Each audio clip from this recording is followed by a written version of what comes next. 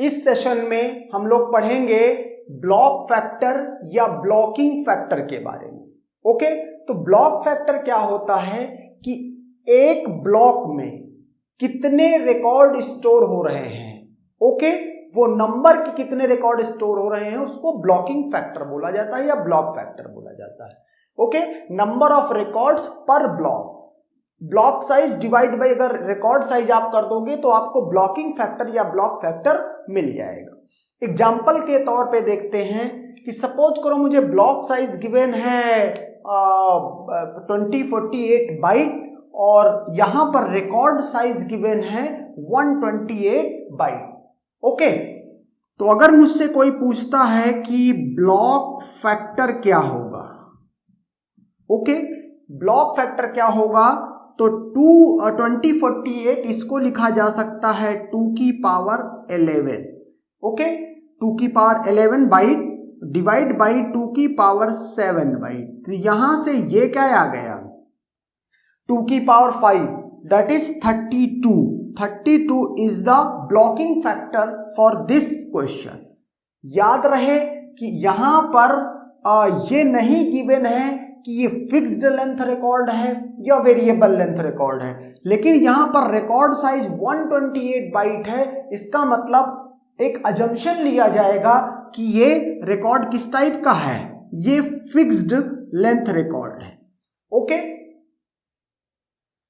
दूसरा, अगर ये क्वेश्चन गिवन है ब्लॉक साइज 2048 बाइट है, रिकॉर्ड साइज 128 बाइट है और ब्लॉक हेडर साइज 256 बाइट है। ओके, तो ये ब्लॉक हेडर साइज अगर इसको देखें तो ये तो हमने ब्लॉक हेडर साइज का नाम तो हमने सुना था वेरिएबल लेंथ रिकॉर्ड्स में।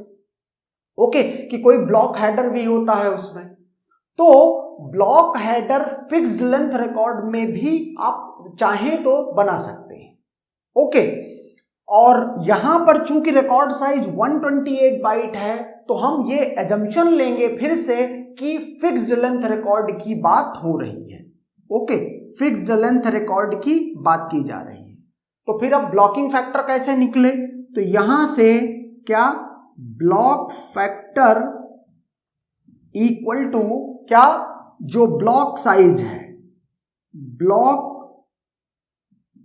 साइज माइनस ये कौन सा, ब्लॉक हेडर का साइज। मतलब ये फॉर्मूला क्या है ब्लॉकिंग, नंबर ऑफ रिकॉर्ड्स पर ब्लॉक, रिकॉर्ड्स पर ब्लॉक। ओके, इसका मतलब जिस एरिया में ब्लॉक के जिस एरिया में जिस स्पेस में उसके एड्रेसेज रिकॉर्ड्स के स्टोर हैं वो वाला हटा दो और इसके बाद रिकॉर्ड साइज से डिवाइड कर दो, माइनस क्या, block header size, block header size. Okay, divide by क्या, रिकॉर्ड साइज। ओके, अगर यहां से देखें तो आप क्या करोगे, 2048 माइनस यहां से क्या 256 बाइट। ओके, और ये बाइट लिखने की कोई जरूरत नहीं क्योंकि बाइट न्यूमिनेटर और डिनोमिनेटर दोनों जगह रहेगा तो वो कैंसल आउट हो जाएगा। रिकॉर्ड साइज यहां से 128। ओके, तो यहां से आप ब्लॉकिंग फैक्टर इस तरह से निकाल लेंगे। Okay, now come to the third example.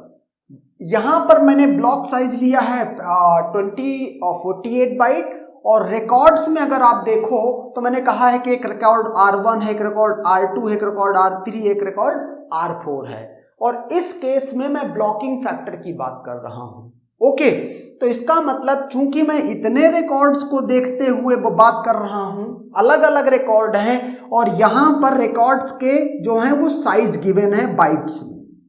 Okay, तो इसका मतलब ये तो पक्का हो गया कि ये कैसा है, वेरिएबल लेंथ रिकॉर्ड्स हैं ये। अगर वेरिएबल लेंथ रिकॉर्ड्स हैं तो हर ब्लॉक का जो ब्लॉकिंग फैक्टर होगा वो अलग अलग होगा।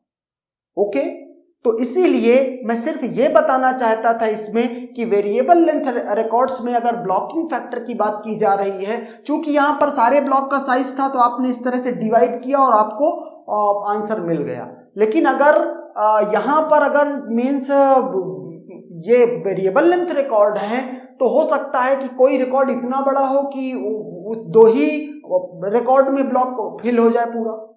ओके, कोई रिकॉर्ड छोटे हो सकते हैं, ऐसा हो सकता है कि एक ब्लॉक में 5 रिकॉर्ड आ रहे हैं क्योंकि वेरिएबल लेंथ के हैं। ओके, तो उनका उस केस में ब्लॉकिंग फैक्टर बदलता रहेगा एंड दैट्स